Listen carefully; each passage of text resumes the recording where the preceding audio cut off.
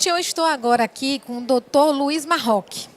Ele que é presidente do Núcleo Nacional das Empresas de Atenção Domiciliar, chefe de clínica da Santa Casa de Misericórdia em São Paulo e diretor da Saúde Care.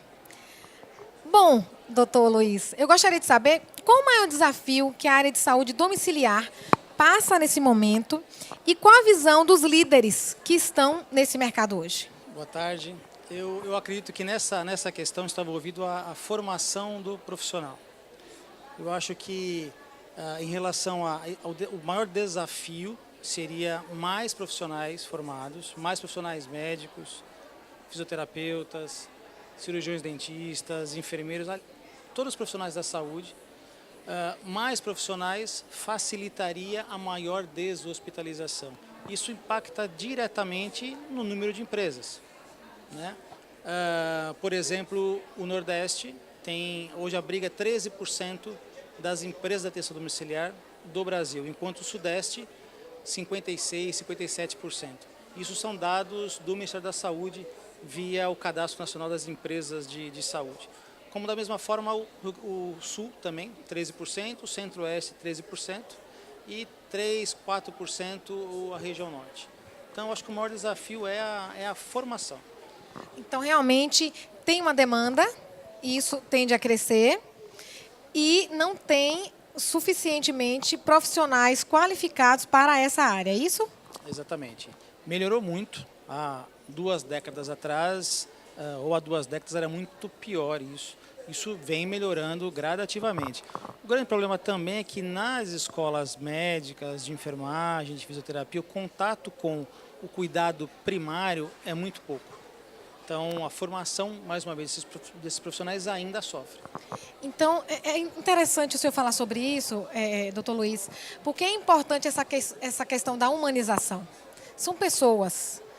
E eu vejo diversos cursos, mas o de saúde ele é muito mais especial, porque é uma questão que lida com a saúde da pessoa. Ela está debilitada e ela precisa de uma maior atenção, porque a gente é gente. Né? A gente precisa realmente ser ouvido, ser acarinhado. A gente é carente, então a gente precisa daquele cuidado. E ouvir do médico que ele pode ter a cura, depende dele, também, lógico, fazia parte dele. Mas, assim, essa questão de não ter nos cursos específicos, e eu digo especialmente na saúde, em não orientar os jovens estudantes, quando saem da faculdade, a ser mais humanos. E isso que o senhor tocou é muito importante, porque a gente vê ouve muitas pessoas, e eu mesmo como paciente, digo que isso tem mudado, e eu fico feliz quando eu vejo uma empresa como a Boa Saúde e a Vitalmed atender o cliente muito humanizado. O médico para ouvir, para explicar a situação do paciente. Isso muda toda a relação de paciente e médico. Como é que o senhor tem visto, então, como um profissional? Tem isso acontecido em geral ou ainda há poucos? Eu não consigo lhe dizer no geral. O que nós estamos fazendo na Santa Casa hoje?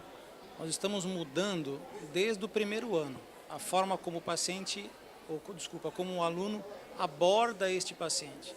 Então, melhorando a comunicação, melhorando a humanização, melhorando o tempo de contato com o cuidado primário, com esse tipo de situação. Eu acho que só assim, formando melhor, nós vamos ter profissionais melhores.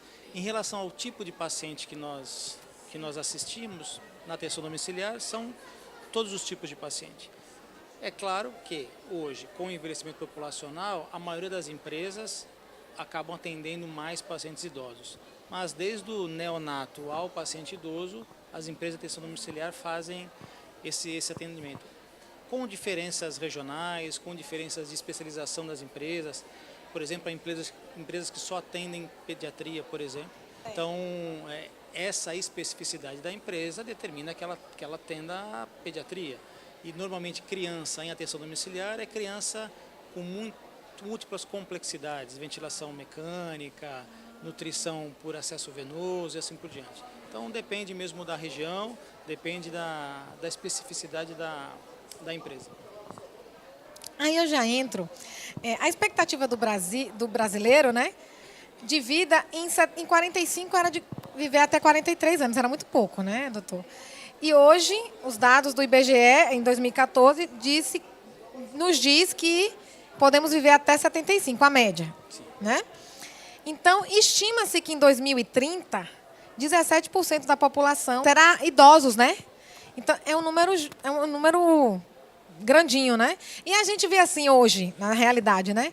Você vê tanta criança nascendo, mas diz que não está se nascendo como se nasceu. Eu realmente não tenho essa visão. Eu penso que está nascendo muito. E quando eu vejo esses dados que vai ter a gente vai ter muito mais idoso do que jovem, realmente a gente para ver quando vê que eu mesmo não tenho filho, então nasce 1, 2, né? E mas tem uma massa que tem tido muitos filhos, sabe, doutor? Então eu não percebo muito isso hoje, muita gente. Então, assim, qual a estimativa de profissionais de saúde no mercado de gerontologia? O que você tocou agora, né? As famílias estão mudando realmente. Isso. Então, hoje, no máximo 1, 2 filhos. Para atenção domiciliar, isso é ruim, porque o cuidador ele acaba desaparecendo. Então, isso é uma dinâmica ruim para atenção domiciliar. Cadê esse cuidador? Sem cuidador, eu não consigo deshospitalizar. Né? Essa resposta em relação à porcentagem, né, de quanto deveria ter mais de gerontólogos, ou seja, gerontólogos são os não médicos. O médico a gente chama de geriatra. Sim. E os não médicos de gerontólogos, né? É uma estatística difícil de eu te dizer agora assim de pronto, mas acredito eu aí que 5 a 10% dos profissionais totais pensando nessa área vai abranger esse aumento populacional, né? Esse envelhecimento, já existem algumas estatísticas para 2030, como você citou, que a taxa de utilização projetada, mais inflação, envelhecimento, vai aumentar demais o custo em saúde. Então, realmente, mais gestores, não só mais gerontólogos, mas gestores especializados nesse controle de custo, essa melhoria dos sistemas de saúde, vai fazer toda a diferença. Então, não só gerontólogo, todas as outras áreas que envolvem uma gestão devem aumentar também a curto e médio prazo. Aí. Legal. Então, assim, já que não vai ter tantos jovens para trabalhar nessa área, então, assim, os meia-idade têm uma oportunidade de mercado aí, né, doutor? Sem dúvida. Então, assim, quem gosta, que é o que eu sempre digo no Carreiras, tem que gostar do que faz. Então, especialmente a área de saúde. Porque, assim, muitos trabalhos, não tem jeito, você tem contato com o outro. Né? Mas quando se fala da vida da pessoa... Né? Como o contador está com a saúde da empresa, né? O médico está para a saúde da vida da pessoa e realmente não tem como ser outro. Né? Tem, lógico, o médico, o enfermeiro, o fisioterapeuta, enfim, uma infinidade de profissionais. E realmente saúde, quando lida com gente, tem que ter um cuidado mais especial. E eu gostei muito, porque o Congresso falou muito sobre isso. E o senhor é o presidente do Congresso, meus parabéns. Obrigado. Por fazer parte desse time. Eu gostaria que o senhor, então, nos falasse quais as perspectivas de carreira para esses profissionais, tanto nas empresas públicas quanto nas privadas. Começar pela pública. Certo. Na pública, o programa do governo federal para atenção domiciliar chama-se Melhor em Casa. Sim. Então, todos os dias nós recebemos informes de cidades formando suas equipes, do atendimento gigantesco que o Melhor em Casa tem feito no país inteiro. Acredito até que mais do que na saúde privada. Porque a abrangência dele sendo mais nacional, é muito mais fácil atender mais pacientes. Sim. Como nós conversamos, hoje as empresas privadas estão concentradas na região sudeste. Então demanda ainda que aumente essa cobertura. Né? Então, perspectiva de trabalho, ela existe desde que eu tenho mais pacientes idosos no domicílio. Então, o envelhecimento traz mais pacientes, traz mais necessidades. Verdade. Então, a perspectiva, mais uma vez, a médio prazo, é muito, muito interessante. Então, profissionais de plantão na área de saúde, se qualifiquem, vão fazer especializações, porque o mercado está pedindo já e não tem contrato suficiente. Então, é uma oportunidade de mercado. E uma coisa que todo mundo quer saber é sobre os planos de saúde. que é que vai acontecer com os planos de saúde com relação a os atendimentos domiciliar? O atendimento domiciliar hoje, ele é uma ferramenta de assistência à saúde. Nós acreditamos que não dá mais para a operadora de saúde gerenciar sua carteira de beneficiários, que hoje a Advisory Board, que é uma empresa internacional de qualidade, nos trouxe um novo termo, chamado o novo normal, the new normal. Então, são pacientes mais complexos, com mais doenças, com mais medicamentos. E esse paciente, ele vai estar em todas as áreas, no hospital, vai estar no domicílio, vai estar no ambulatório. Desde a Política Nacional de Saúde, em 94, determina-se que o melhor local para tratar um idoso, por exemplo, é no domicílio. Então, essa perspectiva de atender mais no domicílio, de ter mais profissional, como nós conversamos, é absolutamente interessante para os próximos anos aí. E as operadoras, elas têm que entrar nisso, porque o controle do paciente, evitar a readmissão hospitalar, controlar melhor esse paciente no ambulatório, avaliar esse paciente no ambiente hospitalar, passa pela atenção domiciliar.